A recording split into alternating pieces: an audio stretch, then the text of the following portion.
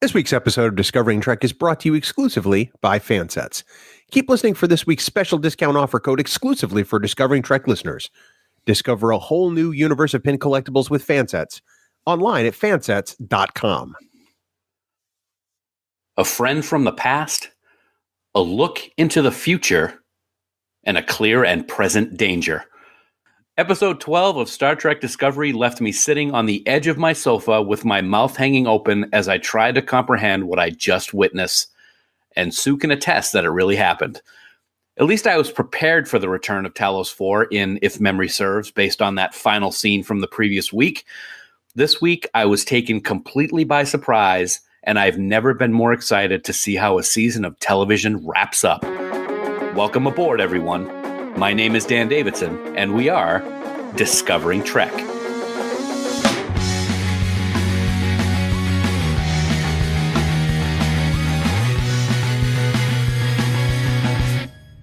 Welcome one and all to Discovering Trek, the Star Trek Discovery Companion, presented by Fansets. Control continues to do whatever it can to obtain the sphere data, and as we learned this week, it feels that everyone is expendable to achieve its goal in laying a trap to eliminate who it thinks is the one variable that can thwart its plan, and that even means an entire Section 31 ship's crew. Ouch. As always, this is the premier podcast for the most in-depth discussion and analysis about the latest episode of Star Trek Discovery, entitled Through the Valley of Shadows. There was so much going on in this week's episode: a Star Trek return to Boreth, a reunion between old lovers, a brother-sister bond getting stronger with every passing moment, and a glimpse into the future that would bring even the strongest of men to their knees. This episode was so much more than I could have possibly expected. And you know, there's so much to talk about, and there's so many thoughts and emotions going through my pea brain regarding this episode, that I need to bring in my trusted podcast partner to help keep me grounded. If he were being challenged by Klingons who answer to no one, I know he would stand his ground to do what's right. Well, at least that's what I say here on the podcast to make him look good, because we all know he would scurry away like a frightened little rabbit. He is my very special friend, my brother in Trek, and my amazing number one. He is Bill Smith. Bill, before you run off, I saw this episode before you did, and I think it's safe to say that I was chomping at the bit to talk to you about it, and I don't think I've ever been so jacked up about what we've seen in an episode of Trek before. Is that safe to say? That's absolutely safe to say. Thanks for that intro, Dan. I just want to point out that rabbits are soft and fuzzy, so ultimately everybody loves me. They're like tribbles. Although, how do you know I haven't been co-opted by Control? You don't know that. Oh, I brought that up last week. It's very possible. Yeah, it's we're still waiting for evidence, but it's still very possible.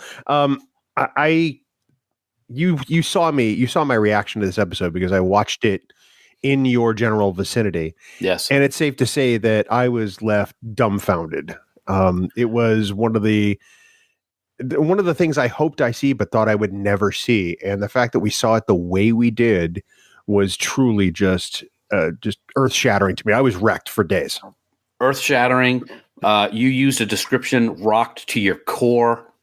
So many descriptions online about what we saw this week, and I'm sure that people may want to tell us what they thought. So how might people get in touch with us to tell us what they thought about what we saw in Through the Valley of Shadows, buddy?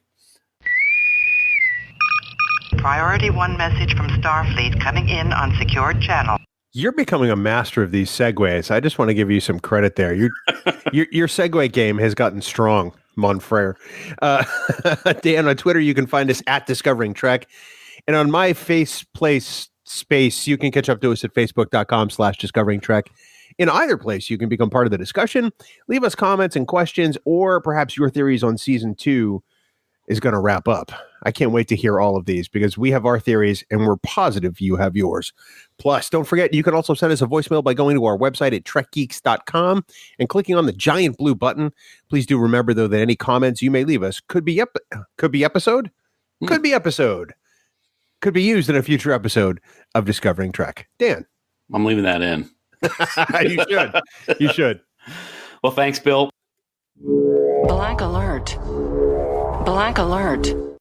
From here on in, this episode of Discovering Trek contains spoilers. So if you haven't watched Season 2, Episode 12 of Star Trek Discovery, stop listening right now. Head on over to CBS All Access or wherever you watch Discovery. Watch the latest episode, pick yourself up off the floor, head back on over to Discovering Trek, and get ready for a great discussion. Failure to do that puts you at risk to find out plot developments and character details for Through the Valley of Shadows.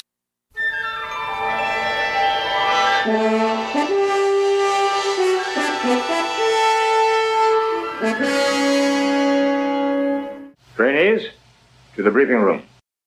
Bill, as we gather here in the briefing room to start our discussion on this week's episode, we want to get your high-level thoughts, whether it was a thumbs up or a thumbs down and why. But before we do that, I just wanted to say that we're really very thankful for the amount of emails that we've been getting recently in regards to people's thoughts about what's going on with Season 2 of Discovery. We have been getting some amazing emails from listener Christina recently, which has some amazing thoughts about episodes and what she thinks is going to happen. And I wanted to bring out one specific thing that she mentioned a couple of times over the last couple of weeks, which I haven't really thought about, but kind of makes sense. And it's something that's very subtle, I think, in what we're seeing. And that's something called the time storm. Do you remember that being discussed at any time with Dr. Burnham over the last couple of episodes? Vaguely. Admittedly, I was concentrating probably on other details. Yeah. I recall the phrase, but I figured that it was probably something that we just hadn't been truly introduced to yet. Yeah, I like the fact that Christina has focused in on that. She says that, so they mentioned time storm again this week as Michael listened to her mother's log. And I still wonder what that refers to. What type of disturbance would prevent Dr. Burnham from jumping through time? And Captain Pike paid a price for taking the time crystal, as we'll talk about in a few minutes. I know she wasn't the one to take the crystal, but was Dr. Burnham's price being pulled away from her family and time jumping in this fashion?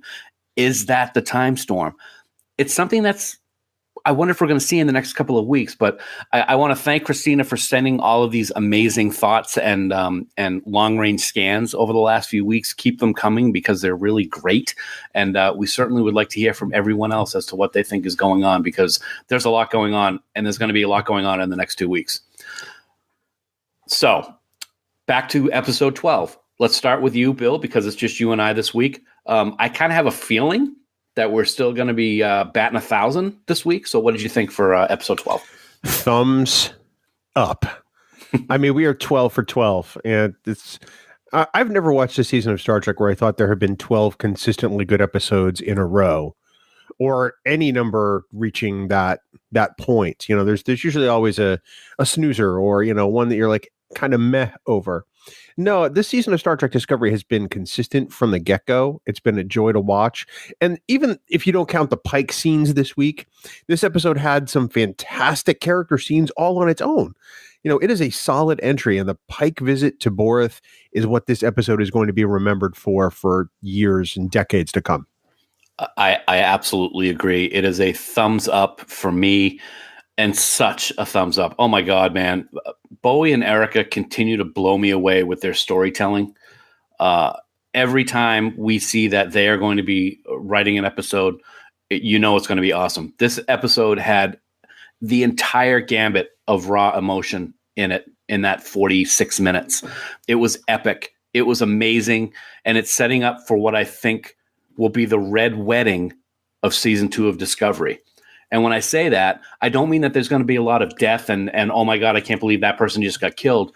I think that next week is the penultimate episode, and the climax of the season is going to happen next week, with the wrap up happening the week after. But I think next week is going to be the big one. I think it's going to be huge, and it was all set up with this amazing episode by those two great writers. So definitely a thumbs up for me. I can't disagree with you there. I think that because, at least on StarTrek.com, they're billing this as a 2-part season finale. I think that's probably exactly what you're going to see. I think that we'll save some beats for episode 14. I think they almost have to. But kind of like the way last season wrapped up, you know, there was some stuff that happened in the finale, but a good amount of that action and the wrap up of things was handled in the episode before.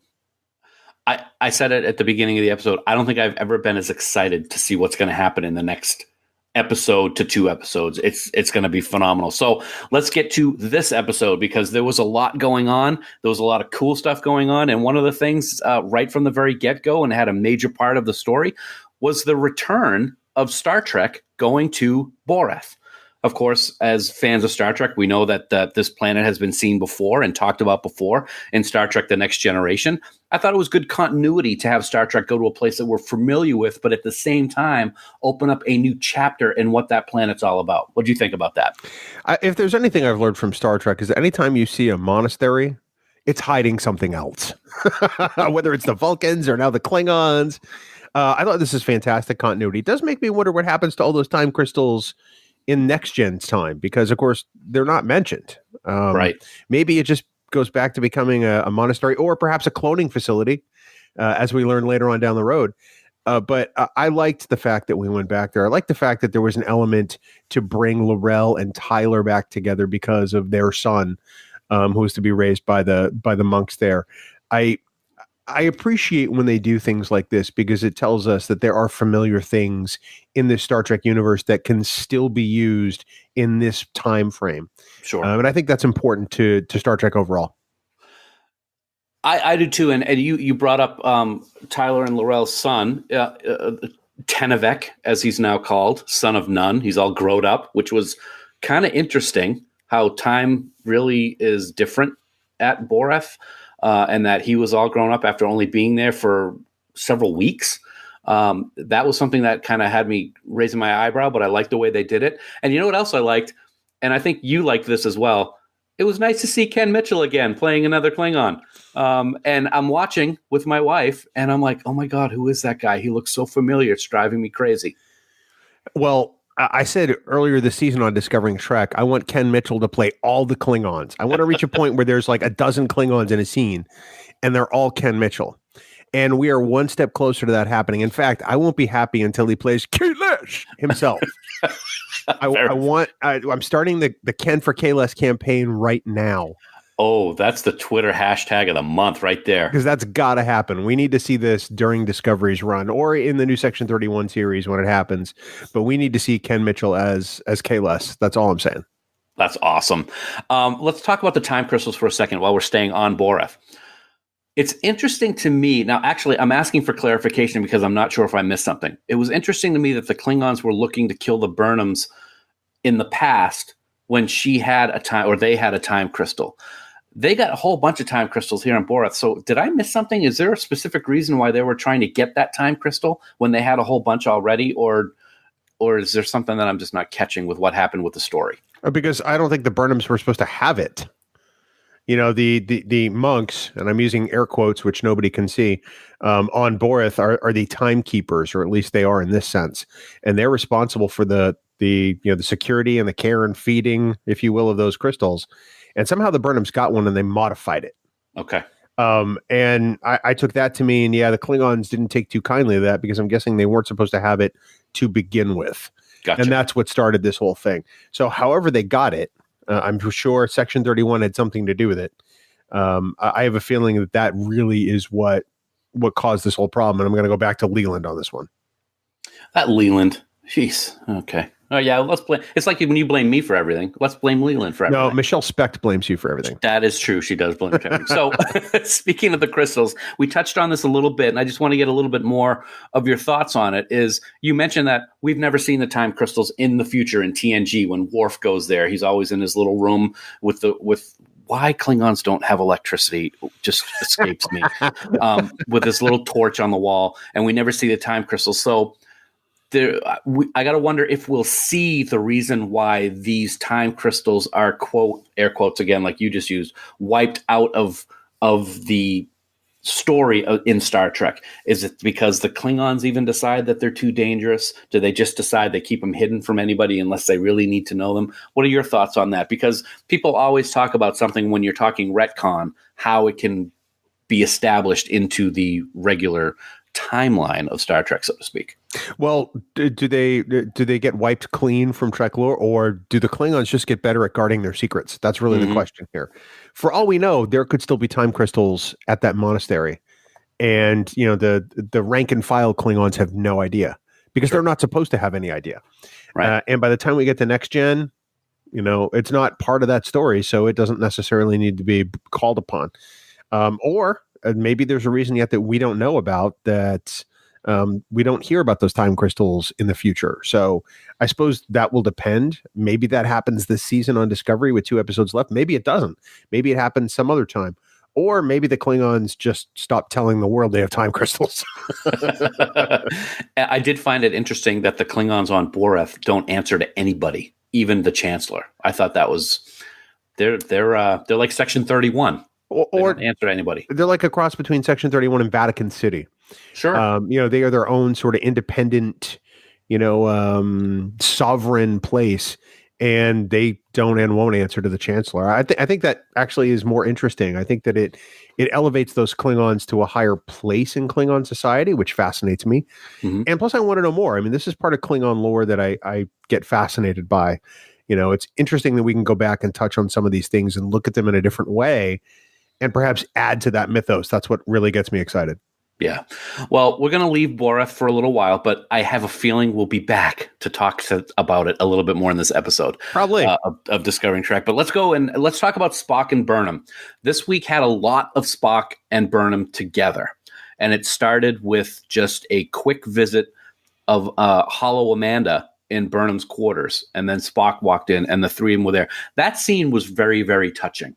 I think that scene started this entire episode of a rebonding that we've seen the seeds planted in previous episodes, but this week we really saw that bond come together. To tell you the truth, after so many years of them not talking because of what happened, they seem to be all happy and good together as of this episode, especially with what we saw later on against Control on the Section 31 ship. I think we see or have seen over the last several episodes Spock and Burnham sort of easing their relationship and Spock becoming closer to the Spock that we know. We figure by the time we get to the end of his visit here on Discovery, he's got to become closer to the Lieutenant Spock we know of from The Cage, or maybe some hybrid between that one and the one from TOS. But I think that last week was probably the one where we saw Spock really sort of right his course when he, started to get Michael to play chess with him. He essentially tried to do for Michael what Michael tried to do for him, just an episode or two before. So I think that we've learned that, Spock has compassion. Obviously he does. He's half human, but he keeps it hidden. But in this case, he's demonstrating it the only way he knows how. And I think that was really key this week. I think that by the time we say goodbye to Spock this season, it's going to be the visual that you're hoping for, that I'm hoping for, that everybody is hoping for. And I think that he will be well on his way to being, logical Spock. It was nice to see Michael be the better person by not throwing a little hissy fit with the chessboard like Spock did a couple weeks ago. Right? Yeah. Yeah, exactly. I thought that opening scene with the three of them, with Amanda saying that she loved both of them, and the reaction from both of them, even Spock's reaction, was very, very interesting and something that I think worked well. I then like the fact that Spock, even though he said that Pike said that he needs to go on the mission, went on the mission. He wants to be there to help Burnham, but I think he wants to be there to protect Burnham also.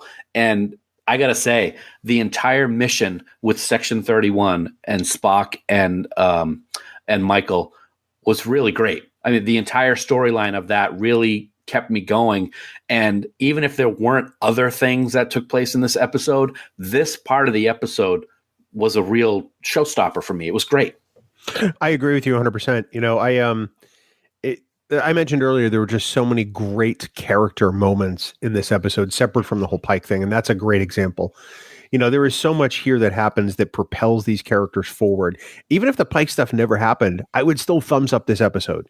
Yes, because Bowie and Erica, as usual, did a stellar job writing great character scenes for great characters, which is really what Star Trek is about. It is.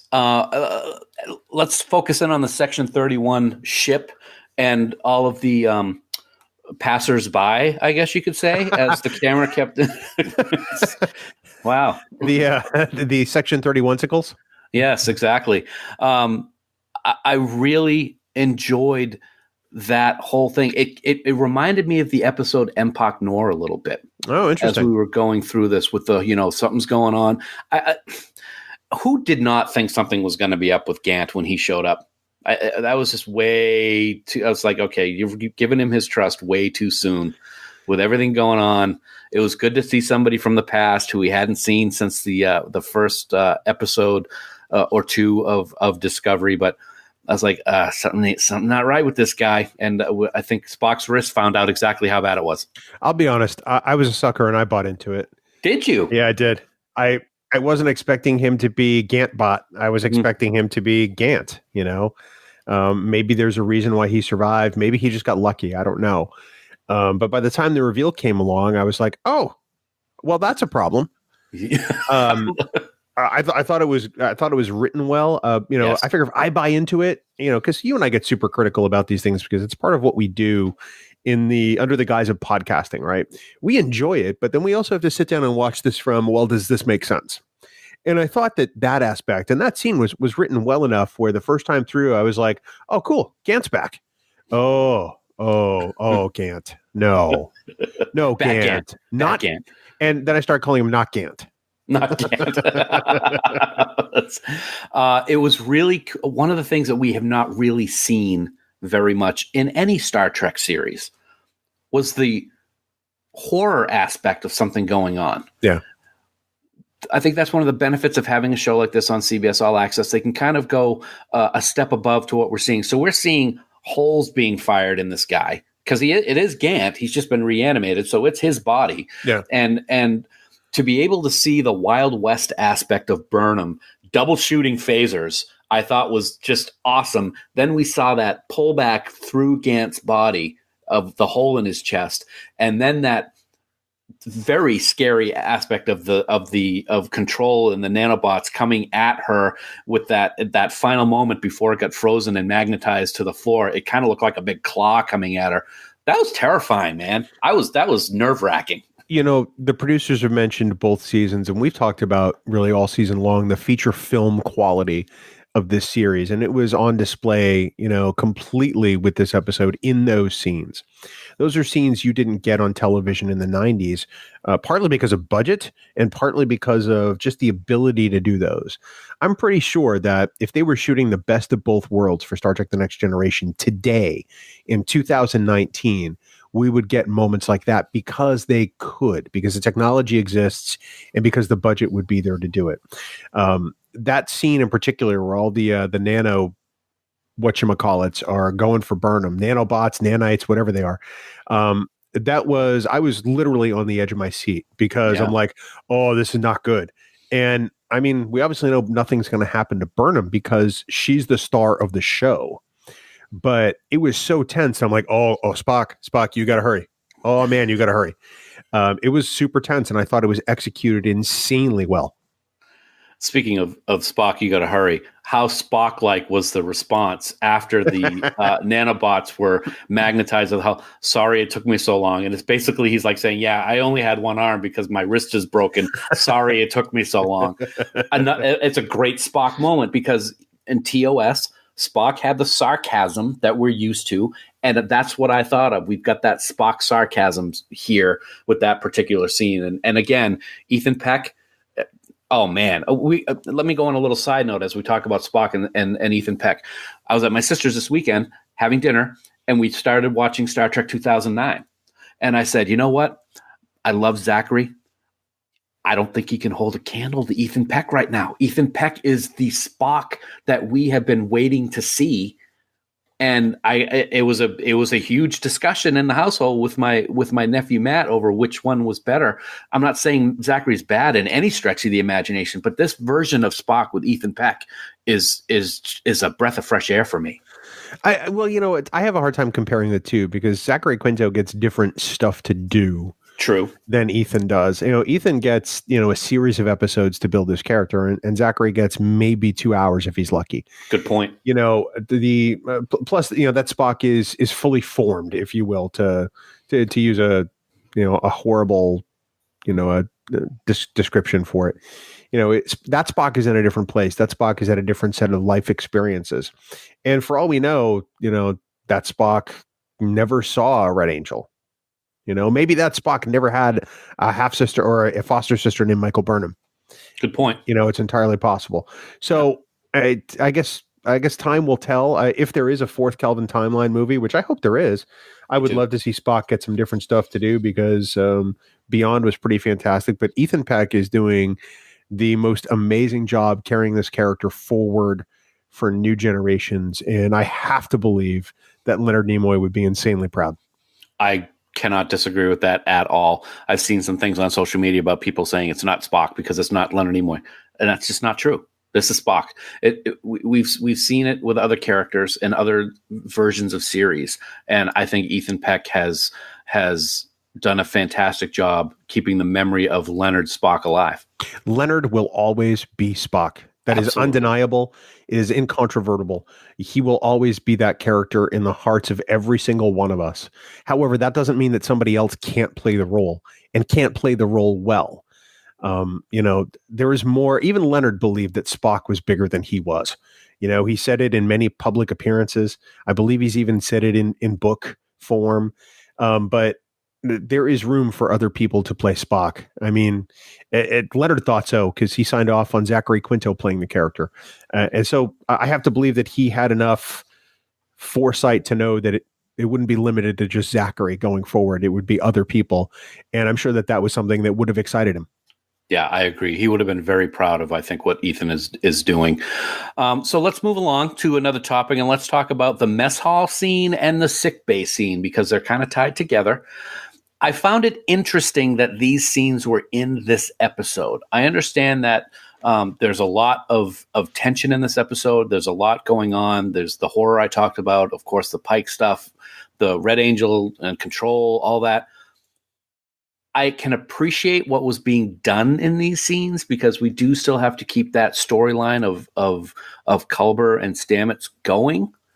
I just didn't know if it was in the right spot to be in this episode. What did you think?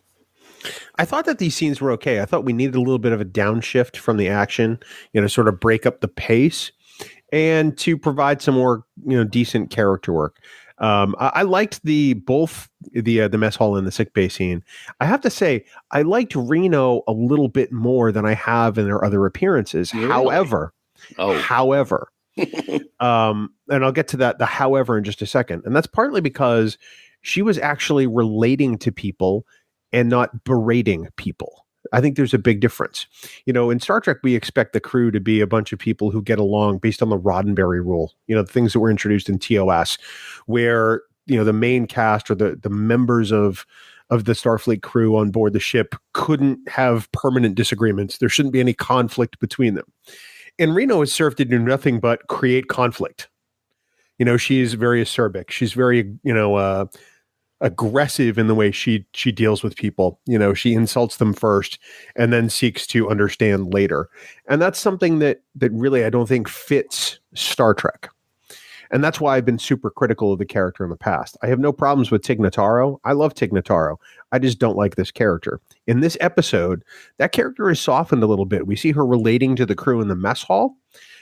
She gets a little sarcastic at times in dealing with Linus, which I thought was very funny.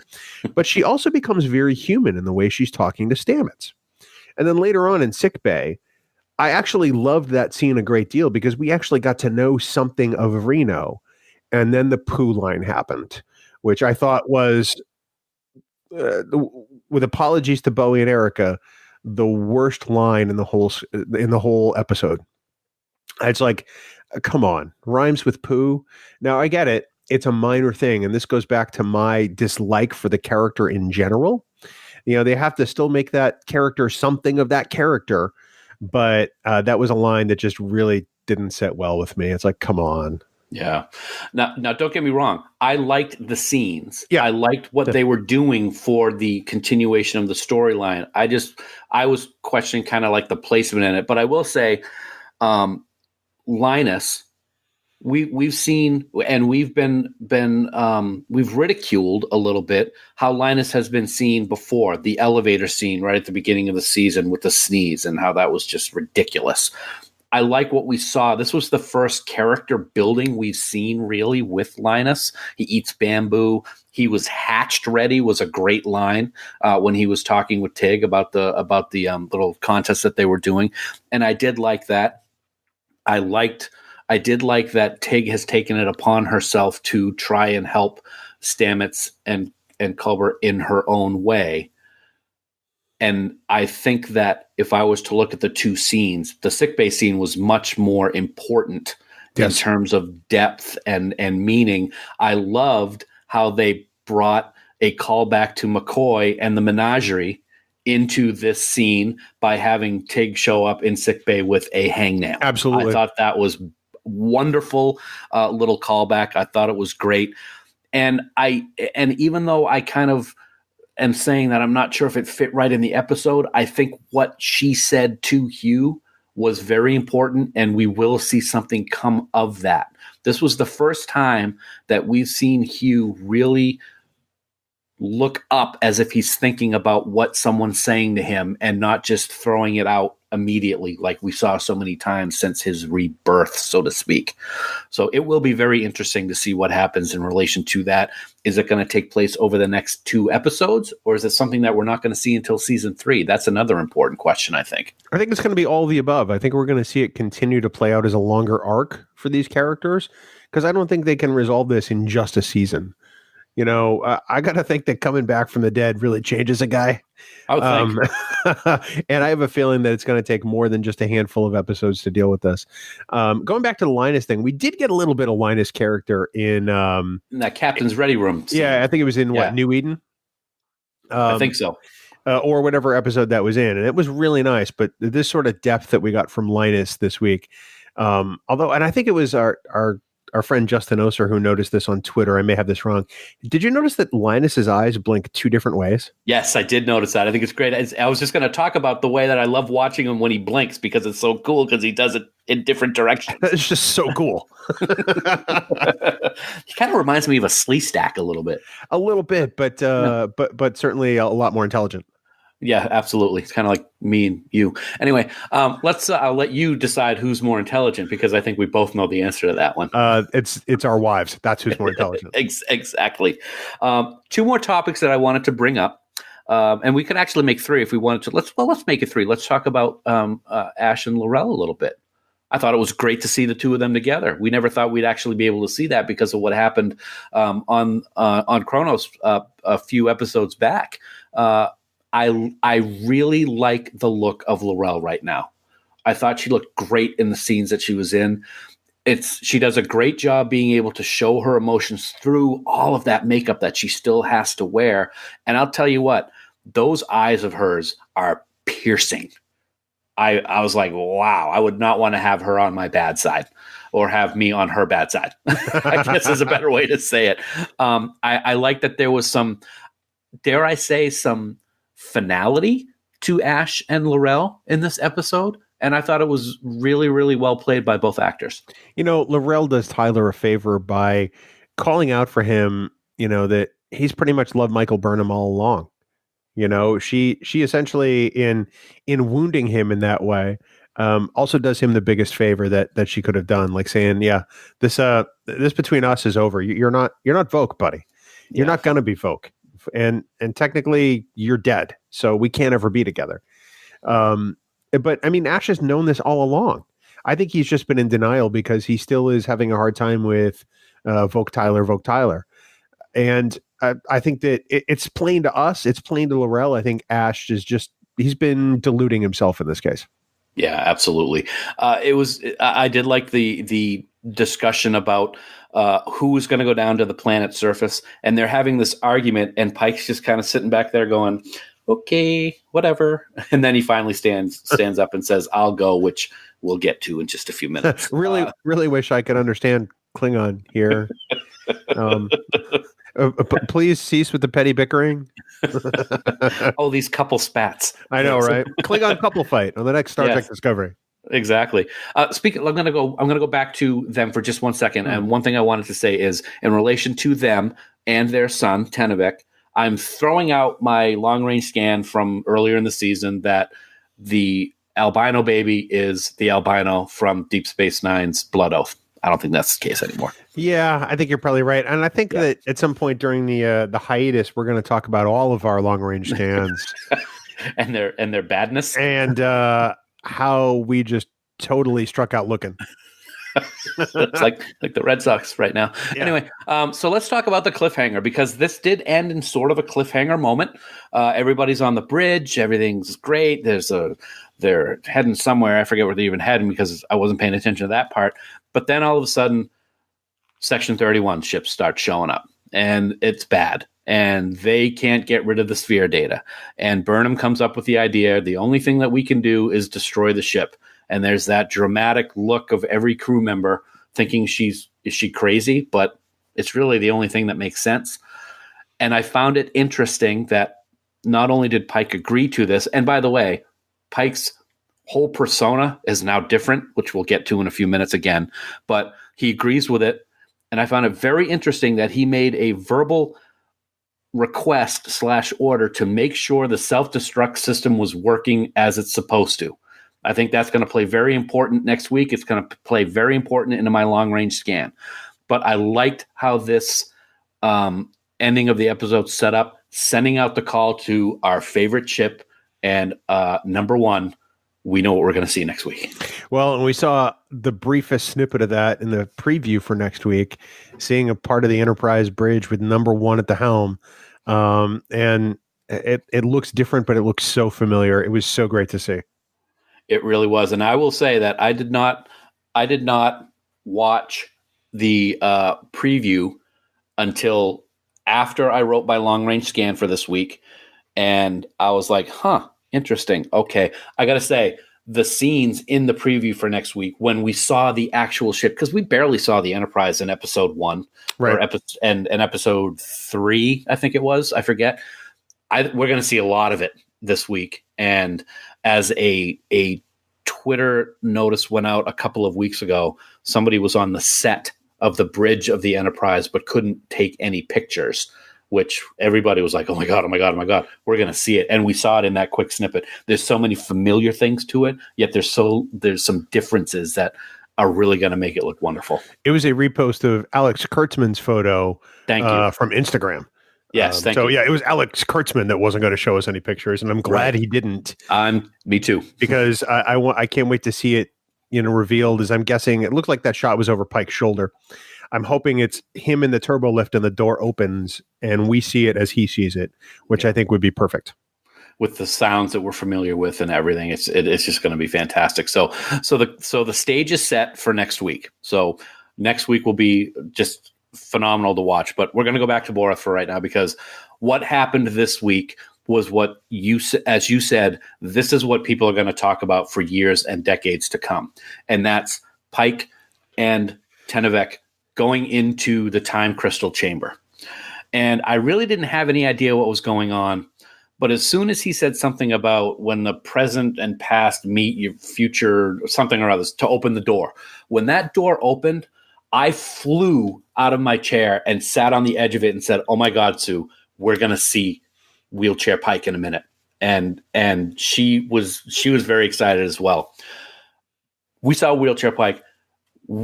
I did not expect to see what we saw, dude. That was the most intense moment I think I have ever experienced in my entire life watching Star Trek. As we were watching that, I made the comment to you, this is kind of like the Bajoran Orb of Prophecy. Mm-hmm. I thought it was very similar to that, but it provided much more context than that orb does.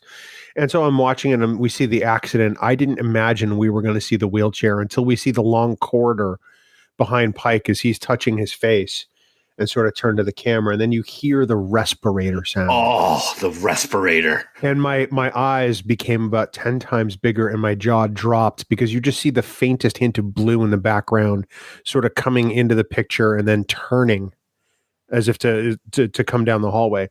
And I have to say that just brilliant work by Doug Arniakowski. That scene just looks so great. and the sound. Kudos to everybody that works on sound on Discovery. It's just, I felt in the pit of my stomach how horrible this was going to be just from the respirator. When he grabbed the crystal and it flashed to the bridge of the cadet ship, I squealed. I was like, "Oh my God, it's the accident." And I was just, I could not comprehend what I was watching. It was that important to me. And when that explosion hit and he went flying across the deck and hit the glass, and you saw those cadets crying, and he looked up and that purple scar was on his face, I lost it. I lost it so much that I never saw the initial out of focus wheelchair at the end of the hall coming into the room. Yeah. I missed it because I was just totally so completely freaking out. And then as it got closer and closer and we saw this, the wheelchair, and of course it does have some subtle changes because we're in 2019. It was gorgeous. It was awesome. Pike was awesome. The way his face was distorting with just that sheer was just horrific. And Anson, dude, you deserve every freaking award that there is for television just for that scene when you yelled and flew back into the time crystals behind you and gave your speech. I don't think there is any fan on this planet who would have been watching that who wouldn't have thought that it was really happening. It was amazing.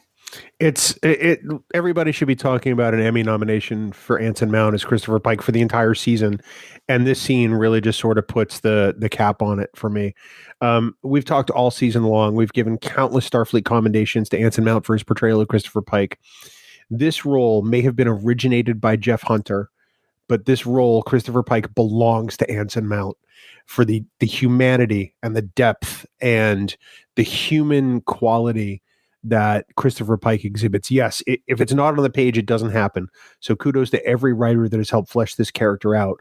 But unless you have an actor performing at the level that the material needs, it doesn't happen. And Anson Mount has superseded everybody's expectations. And I can't say enough good things about him. He is Christopher Pike. He is absolutely Christopher Pike. We've both said it this week. I actually tweeted it out to him. I think you have as well. Pike is my favorite captain. Yeah. The amount what Anson has brought to this role has solidified him for all time as Chris Pike.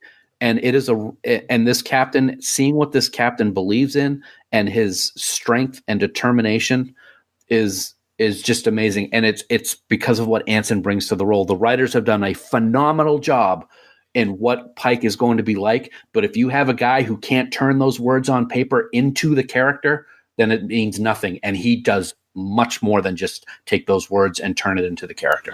People have been critical of Star Trek Discovery because, they say, these people aren't fans. And that's just not true.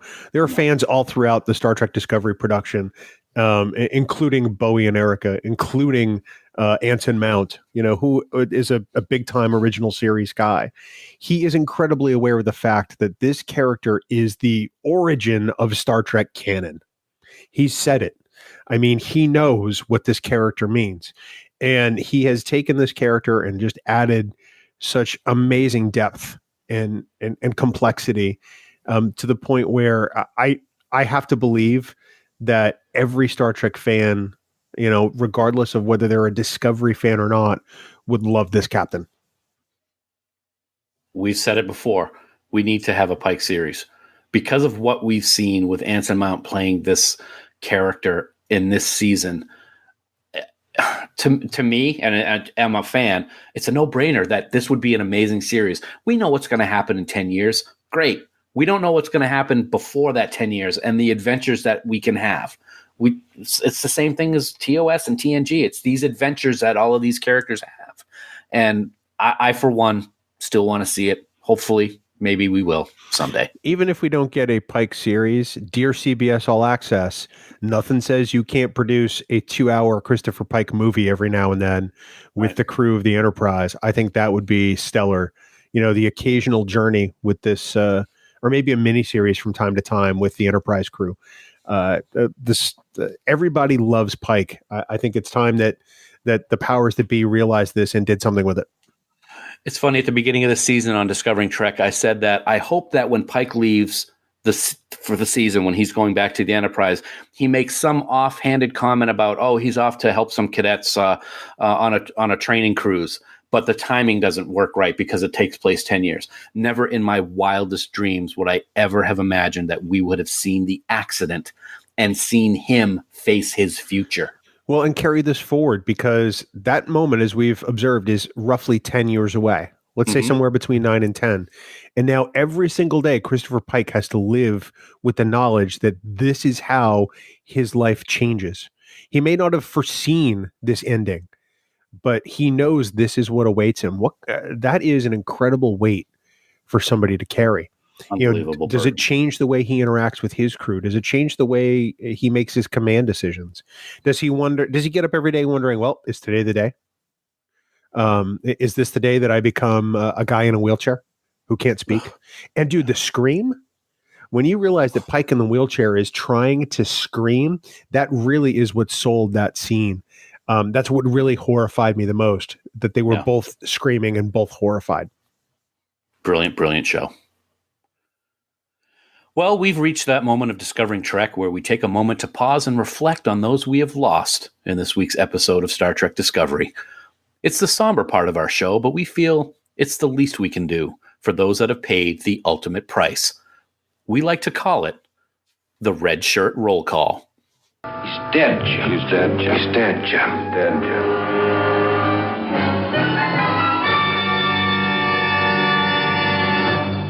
So Bill, as a kid, we'd go outside in the summer and play, and it'd be hot out, and we'd want a treat to help us cool off. And popsicles were always a big thing back when we were kids. Why am I saying that, my friend? I think I got a reason for it.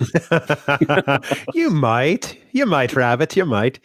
Dan, this week we say a tearful farewell to the Section 31 crew on Gant's ship, or perhaps Gantbot 5000. Discovery loves its meat popsicles, just putting people into space and letting them freeze. And we had our fair share in this episode. We don't know what the crew complement is for one of those Section 31 vessels, but we're sure it's a sizable number. Meat pops for everybody. And Dan, we also say goodbye to the hopes, the dreams, and the retirement goals of Captain Christopher Pike. Guess he won't be riding that horse anytime soon, anywhere other than the illusions of Talos 4. I know, too soon. We do love Captain Pike, but perhaps he wants to take a look at his 401k and liquidate some of that before he can't. Wow. I did not know that was part of the Red Shirt Roll Call this week on our notes. And you're reading that, and I think my jaw hit the floor. So thanks for that. Too soon?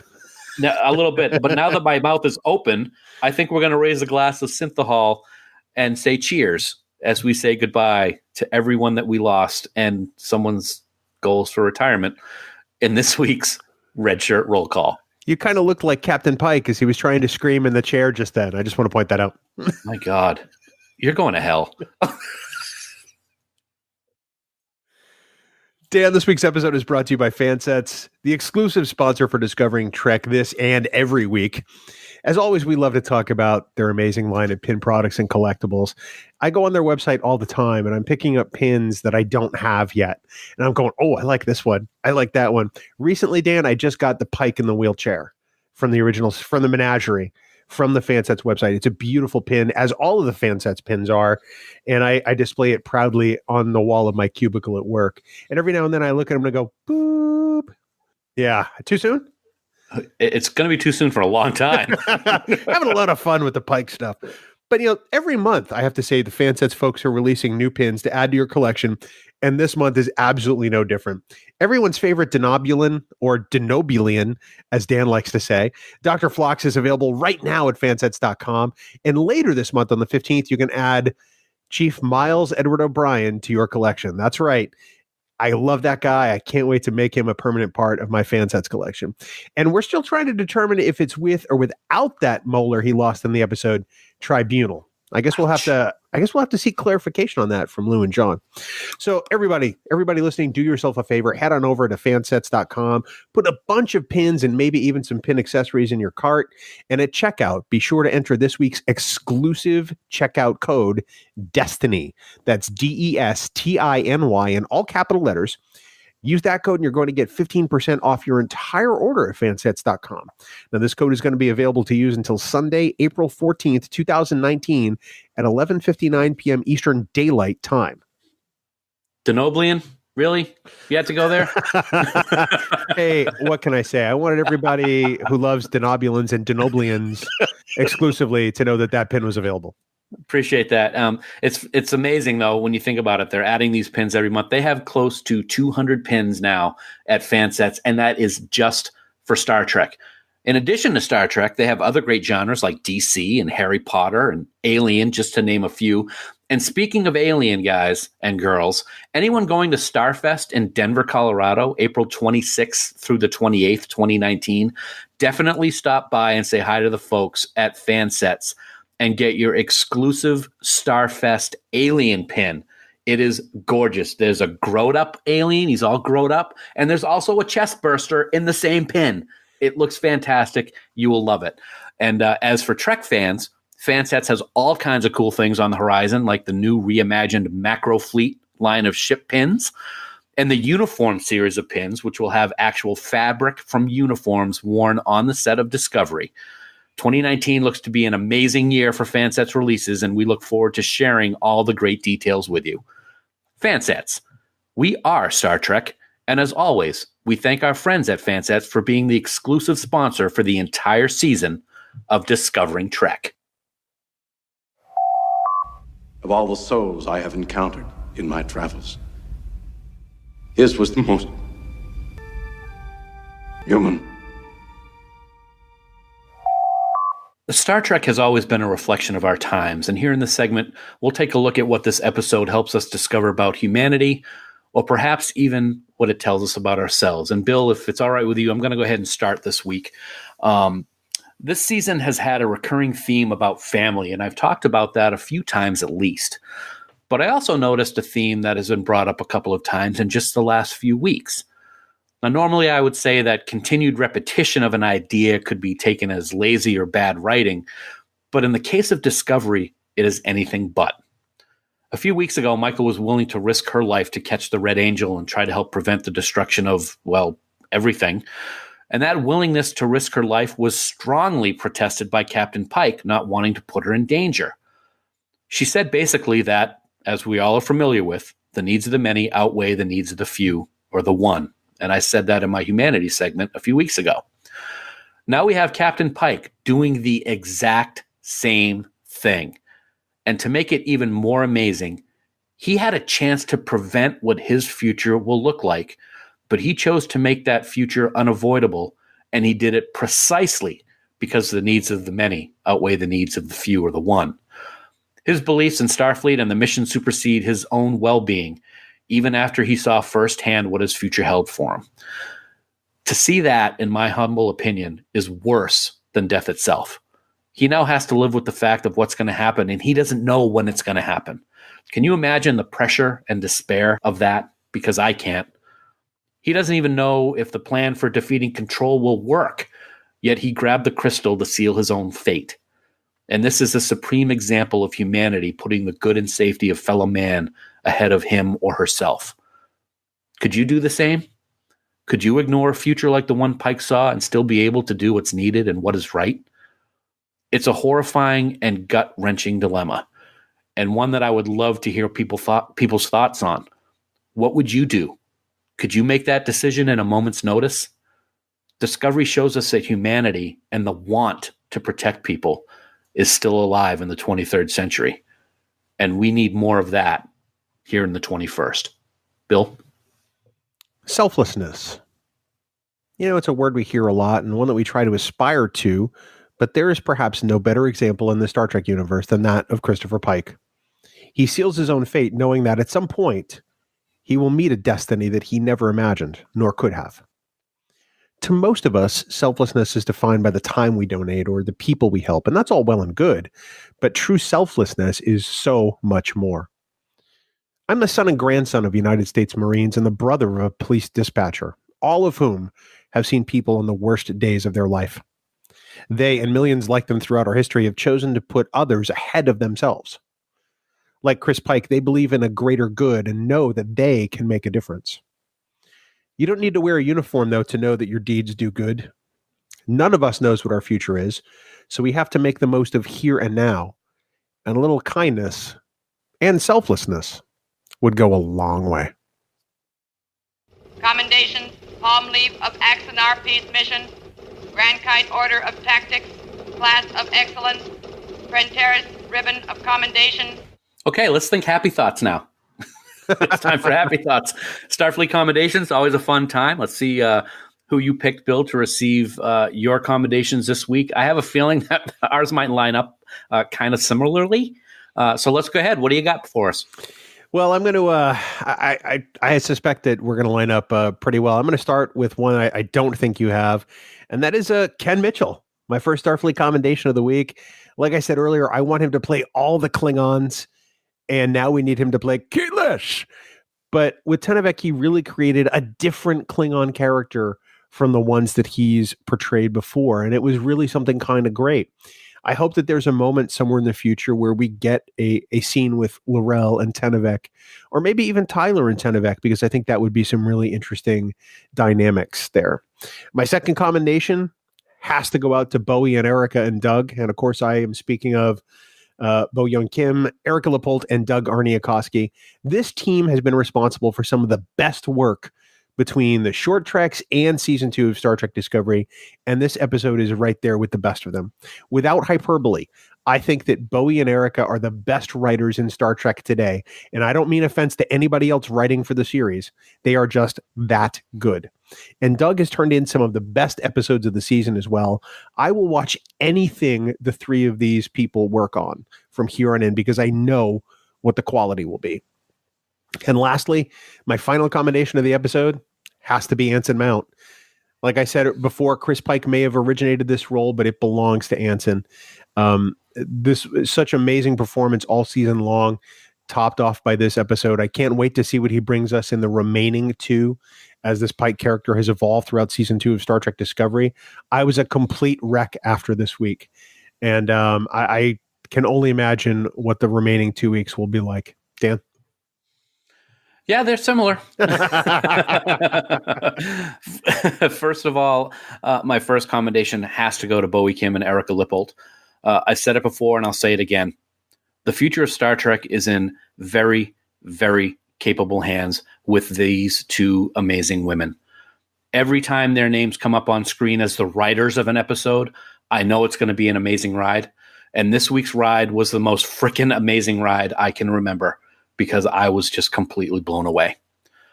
And related to that, my other commendation this week has to go to Anson Mount.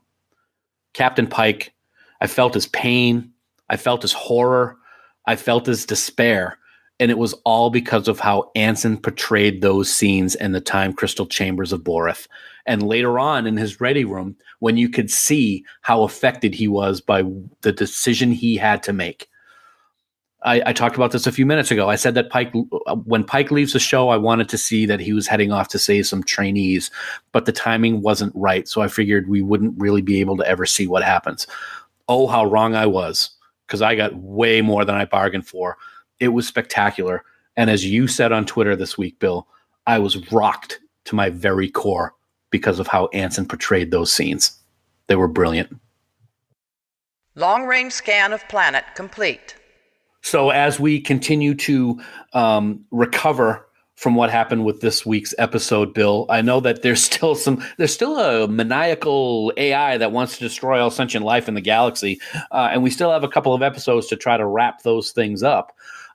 So we're going to talk about long-range scans right now. We're going to talk about what we think is going to happen for the next 2 weeks, or maybe even later on in the season. And I got kind of a lengthy one, so here goes.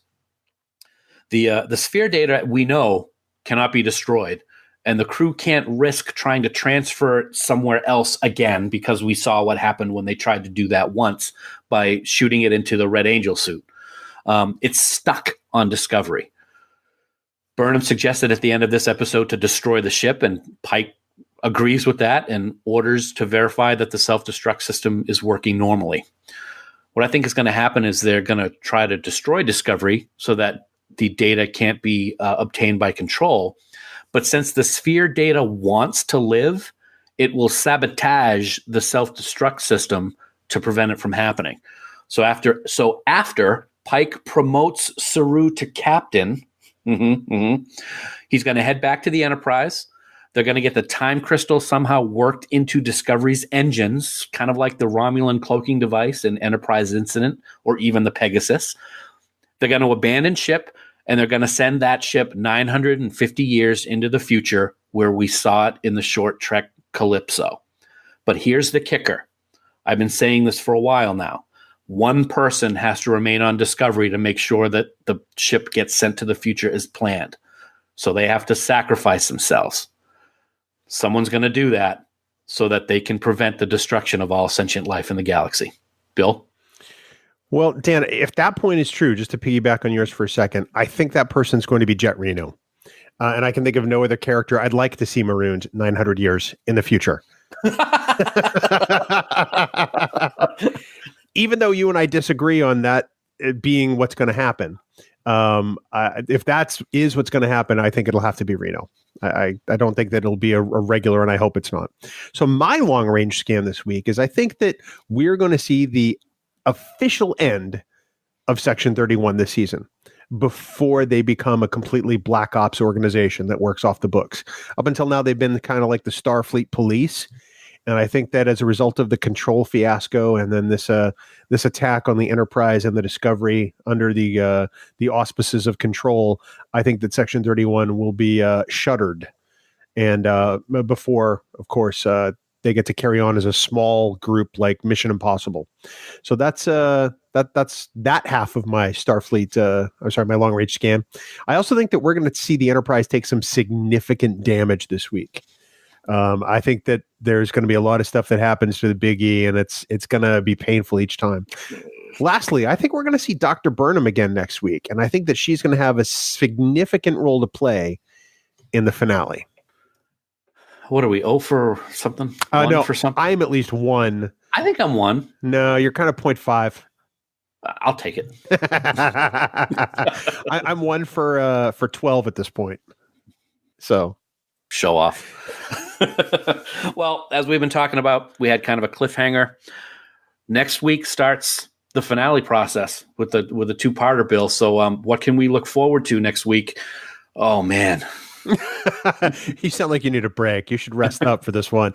Because next week, we're going to consider the penultimate episode of this season of Star Trek Discovery and the first part of a 2-part season finale titled Such Sweet Sorrow. Say that 10 times fast. Section 31 takes on the Discovery and another ship that we love to see whenever we can. And this ain't going to be good. I'm just going to throw that out there. Until then, of course, remember, you can subscribe to Discovering Trek by searching for us on Apple Podcasts, Spotify, Google Podcasts, or by heading on over to discoveringtrek.com. Plus, now you can support Discovering Trek and the Trek Geeks network of podcasts by subscribing to bonus content via Patreon. Get access to our Carpool Conversations videos and other exclusive content. See the first of our annual supporters pins from Fansets, and check out our exclusive Podfleet t-shirt design along with so many other perks. You know, speaking of Patreon, Bill, we want to take a moment to recognize the following amazing producers of Discovering Trek. We are so thankful for their support. Ken Tripp, Casey Shafsky, Charlie Mulvey, Chris Trabuzio, Craig Ewing, Eric Extreme, Jackie and Chris Hackney, Lionel Marchand, Scott Vachon, Mike Bovia, Harry Michelson, Norman Lau, Patrick Escudero, Sean O'Halloran, and the amazingly eyebrow-talented Matt McGonigal. If you and everybody else would like to become a producer of Discovering Trek or even get access to the raw audio for Discovering Trek episodes, head on over to patreon.com/TrekGeeks, where subscription levels start for as little as $1 per month. Well, folks, that is it for our discussion on Through the Valley of Shadows. It was it was something else. And it's setting up to what I believe is going to be, like I said, the red wedding of season 2. The climax of the season is going to start next week with an amazing episode, Such Sweet Sorrow. Well, hit us up on Facebook and Twitter to let us know what you thought about the episode and what you think about Discovering Trek as well. We're always looking to hear from fans as to what they think about the show and how we can improve or keep things going. We thank you so much for taking time out of your busy schedules to listen to us talk about this amazing new chapter in the Star Trek universe. And as I said, we look forward to sitting down next week to talk about episode 13 and Such Sweet Sorrow, Such Sweet Sorrow, Such Sweet Sorrow. I'm not going to say it 10 times like you asked, Bill. I'm sorry. Until then, here are some words that define the one and only Captain Christopher Pike. You're a Starfleet captain. You believe in service, sacrifice, compassion, and love. I'm not going to abandon the things that make me who I am because of a future that contains an ending that I had not foreseen for myself. And until next week, never stop discovering. Music for Discovering Trek is provided by 5 Year Mission. They're writing one song for each episode of the original Star Trek. Download their music at 5yearmission.net. Discovering Trek, a Star Trek Discovery companion, is a production of Trek Geeks. Executive producer Dan Davidson. For even more Star Trek discussion, check out the Trek Geeks podcast, available on Apple Podcasts and TrekGeeks.com.